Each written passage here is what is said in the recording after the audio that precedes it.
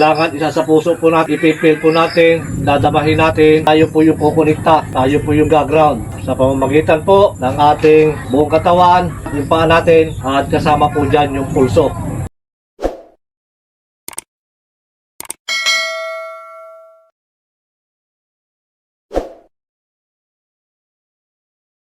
Wala po sa probinsya ng Bohol, ito po yung iyong pinusuan, long range locator, single antenna. So mga kababayan, mga katits, ito po ay bala-bala. Kung ano pa rin po yung ating ibabala, yun po yung ilolocate ng ating dalawang single antenna. So mga kababayan, mga katits, dito mo po siya babalahan. At meron po akong pambala dito. Ito po yung 24 carats ring na siyang gagamitin bala sa atin pong single antenna. At kapag dalawang piraso po ang iyong gagamitin, sabay po silang gagamitin, ay isa lamang po ang iyong babalahan. So meron din ako dito mga katits na ilolocate. Dito po yung 18 carats bracelet. Gamit po ang dalawang pirasong single antenna na may bala po siyang 24 carats gold. Ito pa rin mga katits, ito po yung kagandahan na kapag dalawang pirasong single antenna ang iyong pinusuan, ang kakailanganin mo na lamang po dito ay isang aurameter. So kahit hindi ka na po kumuha ng lahat o anumang mga ibang gamit, so okay na po yan. Marami na po siyang pwedeng paggamitan, kompleto na po yan mga ka-TX. Hindi mo na kakailanganin kung ano pa yung bagay na gusto mo po. Pero na lamang, kung gusto mo pa, pwede ka pa mag-additional ng mga gamit na iyong napupusuan. So ito pa rin mga ka-TX, mga kababayan, mahalaga pa rin po. At huwag nyo kakalimutan, yung dulo ng antena ay papahin pa rin natin sa lupa. So ito pa rin, sa paggamit po natin ng dalawang pirasong single antenna, kailangan isa sa puso po natin yan. At ipipil po natin, dadamahin natin, para tayo po yung kukunikta, tayo po yung gaground sa atin pong hinahanap sa pamamagitan po ng ating buong katawan, yung lupa, yung paa natin malapit sa lupa. So yan po yung kukunikta, yan yung gaground, at kasama po dyan yung pulso. So mga babayan, ito pa rin, sa paggamit pa rin po ng dalawang pirasong single antenna, kailangan sabay po siyang itataas. Kapag itinaas po yan, dadamahin na po yan mga katits. Yan. So doon na po yan tuturo. Ganun po yung ating dalawang pirasong single antenna. Pag nakuha na po niya yung frequency, pag nakuha niya po yung aura ng gold, naamoy na niya.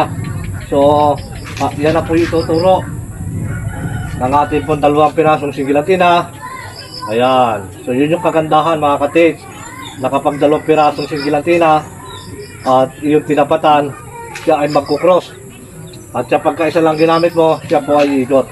Dito pa rin mga kabayan, mga katits. Yan. Magkukross po yan. Yun po yung kagandahan.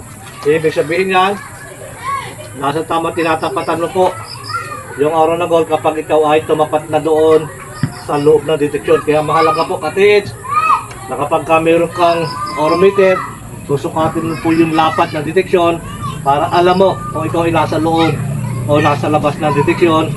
At gagamitin mo rin po yung sa pag-estimate ng lalim sa pamamagitan po ng manual na pamamaraan.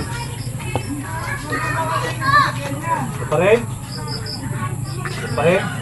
Ito po yung kagandahan katits, na kapag tinapatan po natin automatic na talagang yan po ay magkukross. Mabilis po siya mag-cross, magaan yung pag-cross niya, mararamdaman po natin niya sa kamay na siya talagang hinihila po ng ating dalawang pirasong single antenna, at siya po ay magkukross. Yan. So maganda po yan mga katits kapag dalawang piraso. So ang kagandahan po nito mga katits, kapag dalawang piraso, ang magagawa niya yung makapaghanap ka ng entrance tunnel at exit tunnel, at kahit yung saradong tunnel, kahit po yun isarado, basta tunnel po yan. Dahil kapag ang isa sa mga tunnel na isinarado po yan, nasahan mo po katits na maraming tinuladang gold ang inilaman niya, kaya yun ay isinarado. Ito pa rin mga katits, mga kababayan,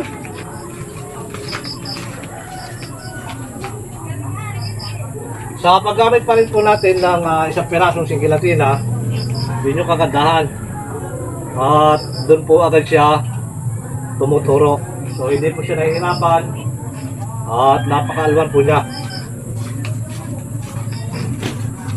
Ito pa rin. Yan, doon pa rin siya. Doon pa rin po siya tumuturo. Yan. So atin po tatapatan. Mga kababayan, kapag tinapatan po natin yan, kailangan focus na po yung ating isip. At yung pagpisil po dito sa puno ng handle ng ating pull locator, dapat may kaunting higpit po yan. At dinadama, yan, isinasa puso po yung paghawak, yung pagpapagalaw po ng ating locator.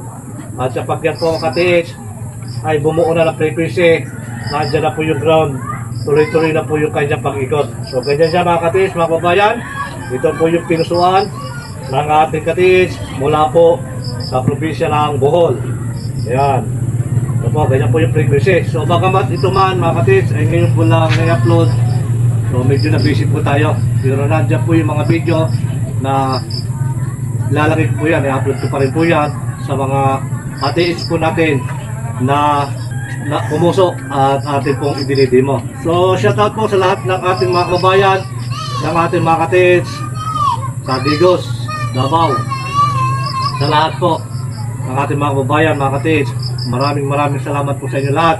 At ito pa rin, kapag dalawang piraso po ang iyong pinusuan at malayo yung ilulocate ka, malayo ka. So ito pa rin po yung pamamaraan na aking ginagawa kapag dalawang pirasong sigilatina na pwede mo na pong ipaghanap ng tunnel, entrance tunnel, maging sa sarado tunnel na kahit hindi ka na po dito gumamit ng Japanese one. So yung pamamaraan po mga katiis, sa gitnaan po yan, at doon mo itatapat itong dulo para sa pagharap na entrance. Meron po ako upload dyan na kung paano po ginagamit ang dalawang pirasong sigilatina at kapag natutuwakan mo po ng isang Japanese one. So ganun ko po yung ginagawa, kung ano po yung tama, ano po yung proseso na aking ginagawa, ay ganun lamang po ninyo akong tutularin sa paghanap po ng entrance tunnel at sarado tunnel, maging sa second deposit. Dito pa rin katiis yung pamamaraan na may bala po ito sa paghanap po sa mabilis ang pamamaraan na aking ginagawa. So ganyan po yung katiis, mabilis po niya makukontak, mabilis po niya mahanap. Ito pong ating inilulukay kahit po yan ay malayo, kahit ilang kilometro po yan, kahit umabot na 5 kilometro. So kaya po niyang ilocate ng ating dalawang pirasong sigilatina, lalo na kapag gagamit yan ng isang ground na nasa lupa. Kahit po Japanese one, tutusok mo, at yung isa sigilatina, ito po yung gagamitin mo sa pag-locate, sa mabilis ang pamamaraan na paghanap po ng aura ng gold, lalo na kung ang gold po ang ating siyang bala. So mga kababayan, maraming salamat pong muli sa inyo lahat.